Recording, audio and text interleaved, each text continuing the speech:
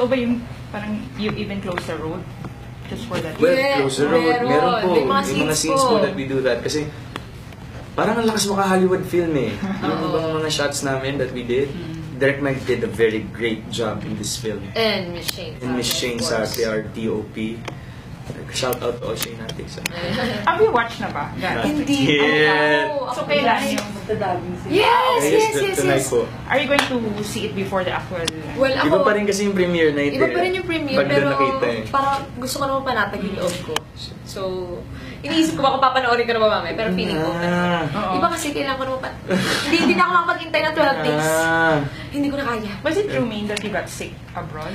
Well, ano lang, menstrual cramps. Okay. Yun naman yung lagi ko. Once a month. Oo, yun talaga lagi kong struggle kahit din dito sa Philippines na nag-absent din ako sa Bulaga for a day dahil doon. Kasi hindi ko talaga kinakaya mag-work. Pero nung nandun naman, parang hapon nakapag-work naman. So, nung first half of the day, doon ako nagpahinga. Morning siya nag-start. And then, kailangan lang kasi kay Maine pag when she's under those kinds of ailment. The condition.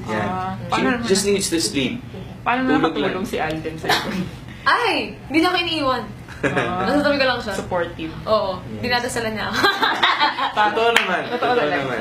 And pray over ba? Yes, actually. Baka it worked. It worked. Yes.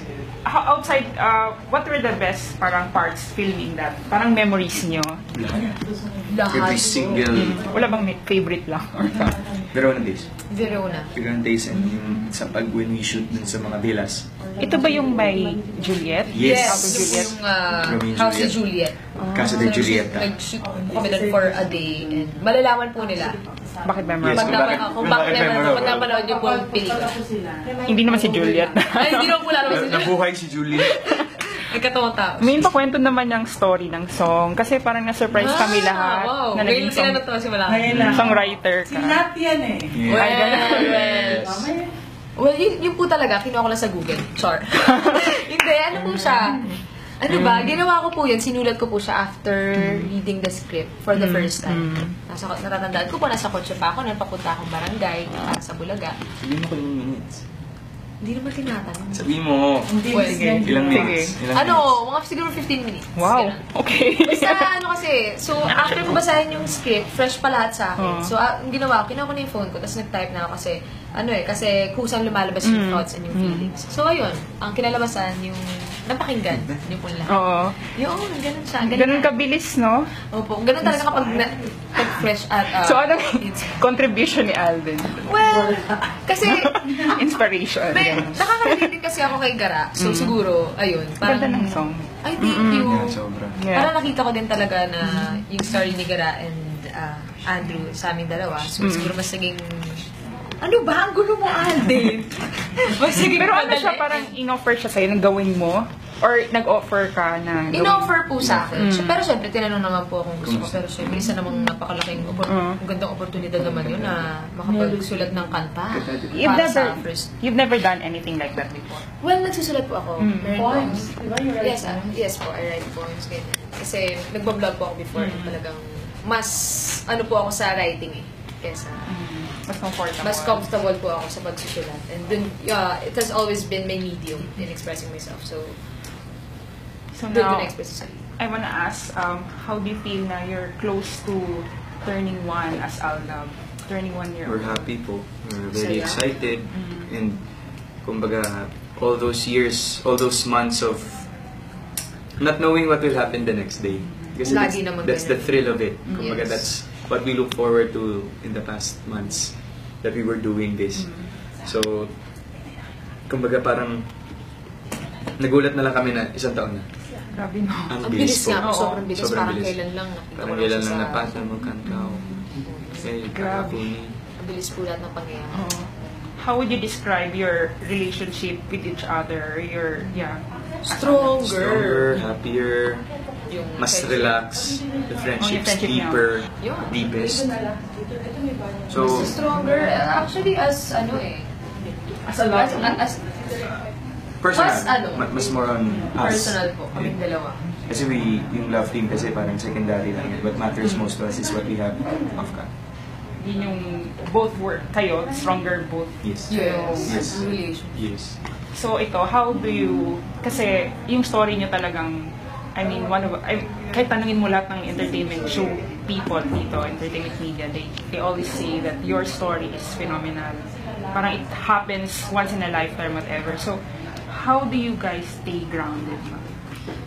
Just be ourselves. Hindi kasi, hindi ko iniisip yung mga nangyayari sa amin, yung mga dumadating sa amin na blessing sa amin. Hindi ko siya masyadong iniisip talaga. Well, sinasabi nila, gas-gas na itong sinasabi ko. Pero, hindi pa kasi talaga nag-sink in sa akin eh. Parang kailangan ko siguro isang buong araw para i-process lahat sa utak ko yung nangyayari. Pero siguro yun. Kasi parang tingin ko naman sa sarili ko, normal lang ng babae na lumalabas sa TV. Papatawa. Pero iba-iba na yung life. Like yung dalawa. Yes, parang change. Changes ka. Change po talaga. And we're very happy with everything that has been happening. Parang ano pa bang mas rewarding than you're doing the thing that you love and then you're making people happy at the same time. So parang all hard work is worth it. What can people learn from your story? Parang young people can learn. Dami po. Sa ano? Sa nangyari sa inyo. Dami po. Na pwede namin... Yes. Basta like, chase your dreams. Chase your dreams. Just always be yourself. Always stay true to yourself and to the people around you. Kasi, yun lang naman doon ako nagsimula. Kasi napakatotoo sa sarili ko. Nakita ng tao na gano'n ako sa inyong lahat. Sa mga tao na kapaligid sa akin. So, ayun. Yun lang talaga. Stay true to yourself. All the time. To all the people around you. Kapag. Prayers never fail. Never. As in, talagang, I've been a living testament to that. My life has been in a lot of situations that a lot of people could imagine. Yes, parang I really started from the bottom. Like from the bottom of the bottom. So, Pero hindi na namin maalala yun. Yes. So, yun, yung kumbaga, hold on lang ako sa faith ko. And I never let go. Kasi, everything's a test of faith, a test of what you believe in. But, at the end of the day, it's prayers that saved me. Above all else, it's prayers. Just what's meant to be will always be. What can we expect after this? Can we expect anything new from you after the movie? Well, as of now, the movie's what we're more focused. We're more focused on the movie, and we'll see what will happen po after. It was honestly not because this is a press con or anything, but it was a dream come true for me. Kasi sa akin, it was the fulfillment of a very long dream that I shared with my father. He always wanted to do a film set in that specific place in Italy. That was, I think, 5 years ago. So he always had that dream. And then when Alda exploded, he tasked me to look for the proper story that would be perfect for Alda, that would be deserving of the first movie where Alda would be the star. And then I came up with, this is already, I told this to other people, I came up with 7 different ideas, all of them were rejected. And then the 8th, he said, why don't you just do Italy? I said, no, don't do that, because I don't know about the security measures, because they're so popular, they're so famous, that they're going to stop doing that. So it's gonna be, sabi ko, it's gonna be very hard to manage. Pero hindi, everything fell into place. I'm sure super excited yung fans. Nakikita ko sa Twitter mo that nagre-react ka sa mga fans nila. Yeah, sometimes, especially when I was editing. So, kasi in between editing sessions, I have to wait kasi may mga inaayos sa editing, gano'n. Yun, so I go on Twitter and then people want to ask stuff about the movie, yung gano'n. Tapos nilalaglag ko silang dalawa. Which is all what tonight is all about. Sige, You don't mind that ba? Parang nilalaglag kayo ng mga We mind people. We mind a lot. We really do. Anong sinasabi direct? Like, huwag naman mag-post, ganyan. No, they never done that. Hindi din naman super panlalaglag yung ginagawa. Hindi pa. Hindi. Direct. Mamaya, hintay kayo. Hindi ba kayo ikaw may like, for example, ito talaga yung solo starrer, first solo starrer. Si Alden maraming movies na, tapos ito talaga yung, how was it ba, parang under him or acting yan? Kasi sa direct din yung, Hindi po, honestly. Kasi sobrang hirap Totoo. po. Ang hirap po ka-work ni Direk. Hindi, kasi siya rin yung nagsilbing acting coach ko doon. Alam niya kung gaano ako nag-struggle sa mga heavy scenes, sa mga drama scenes. And siya yung nagmo-motivate sa akin para makapunta sa, makuha yung emotion na kailangan. And lahat talaga ginagawa na, lahat sinasabi na sa akin. And hanggang sa dumalo na yung luha ko sa pero... Anong Kasi motivation? Parang, let me Past just add to that. experiences. Oo. Yes. When we parang felt that we're failing, nung nag-fail kami sa mga sarili namin, Direk didn't stop pushing us. Direk didn't fail on us. Paano mo minomotivate? Ikwento ko sa inyo lahat. Hindi ko naman hindi I also wanted to mention na even before we went to Italy, we had already done, I think, five workshops, just the three of us. So just about the movie, kasi they had separate ways to prepare. Kasi their roles are very different, their experience levels are very different. Pero para sa pelikulang to, para sa mga roles nila, we already did a lot of preparation bago man lang kami umalis. So kasi pagdating doon, alam namin, pagdating sa Italy, from the moment we arrive, tuloy-tuloy pupukan yung trabaho. And then by the time we end, we fly home already. There was no time to relax or rest. I was told na you left, parang talagang full Blasio budget, everything, even had roads closed, drones, and everything. Yeah.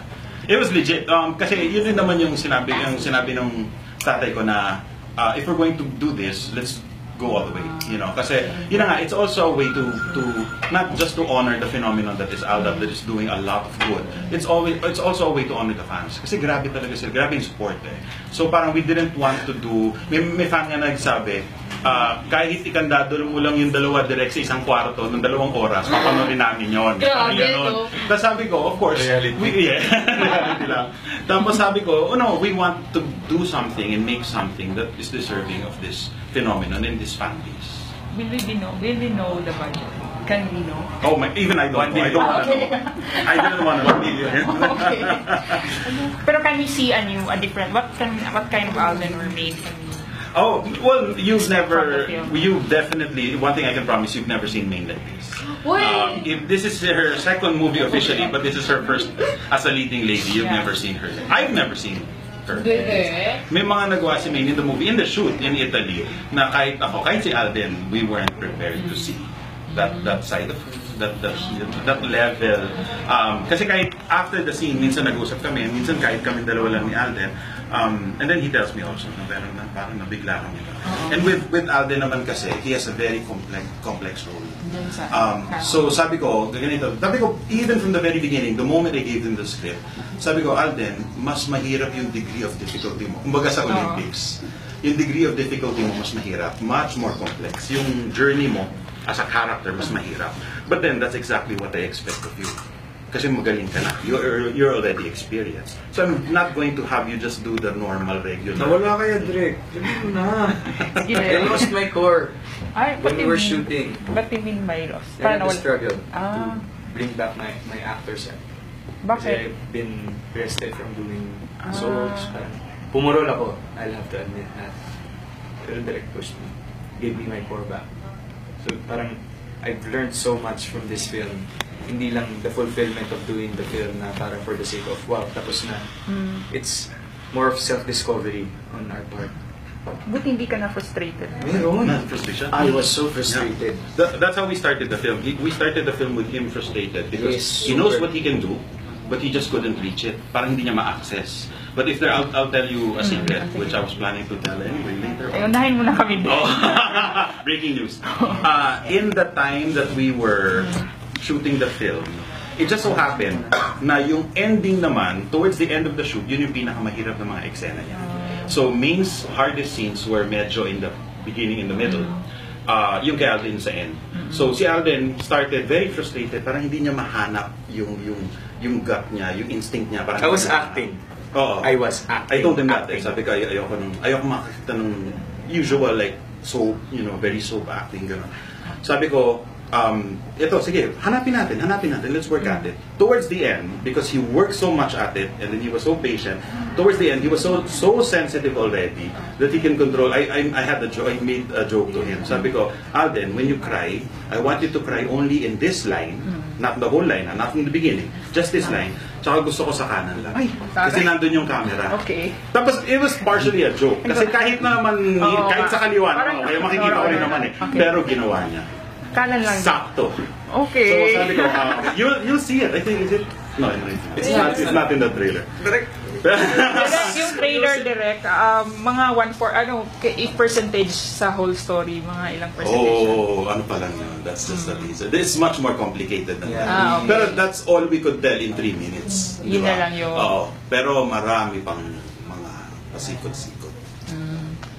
So, Maine and Alden, any new things you discovered from each other sa shoot while doing? Gala ng professional side. Professional and personal. Discovered si Maine kasi she will not stop until she get what she wants. Well, the same goes to Maine kasi parang when you're acting, you have a vision of a scene. I want it to end like this. Si Maine, hanggat di niya nakukuha, will not stop doing it over and over again. Pero kasi direct, kung kailangan ko siyang makuha, baka hanggang ngayon, nandun pa rin tayo nasusunod.